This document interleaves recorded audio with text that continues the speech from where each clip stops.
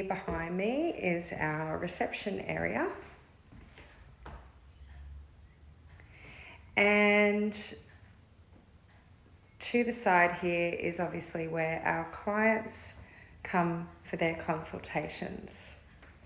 Okay, and then behind me are our training beds and our workstations. We cater for up to 4 students. We like to keep our classes small and trainer directed and supported. So we never have any more than 4 students, and there is always a maximum of 2 students to 1 trainer. And you can see our workstations there. We have our ring light on the wall, our trays, our beds, and our stools. So it's a beautiful state-of-the-art facility that you're going to learn in. It's a lovely, peaceful and relaxing environment where you can feel calm and take your breath and be prepared and ready for when you do your cosmetic tattoo procedure under our trainer guidance. Over here we have our hand washing facilities. We delve into the topic of infection control in our courses, in addition to your HLT INF 005 unit that you complete as a prerequisite. But another thing that you need to consider when you're deciding whether cosmetic tattooing is for you is the facility that you're thinking of running your studio from, whether that's from home or whether that's from a premises like I have that you rent. There are a couple of options. You can rent a premises for a week, you can rent a premises for 1 day or 2 days or 3 days, or you can choose to operate from home. But wherever you rent your premises from, you do need a council license.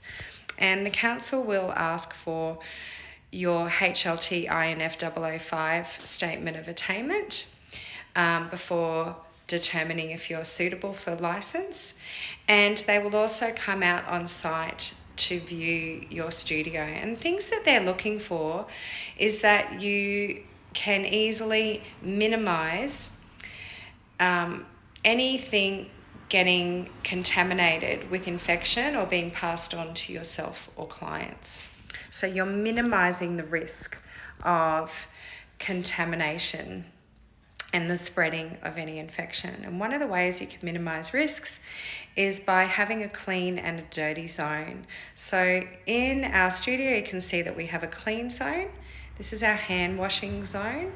There are council requirements on what that basin needs to be and meet. For example, it needs to be 400 minimum by 250 millimeters, and it needs to be at least 800 above the ground, 800 millimeters above the ground, and it needs to be reticulated cold water at the very least.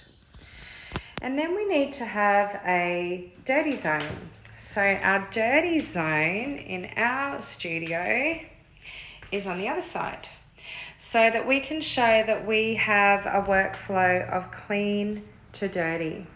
We use the dirty zone to reprocess, to clean, to disinfect all of our tools and equipment.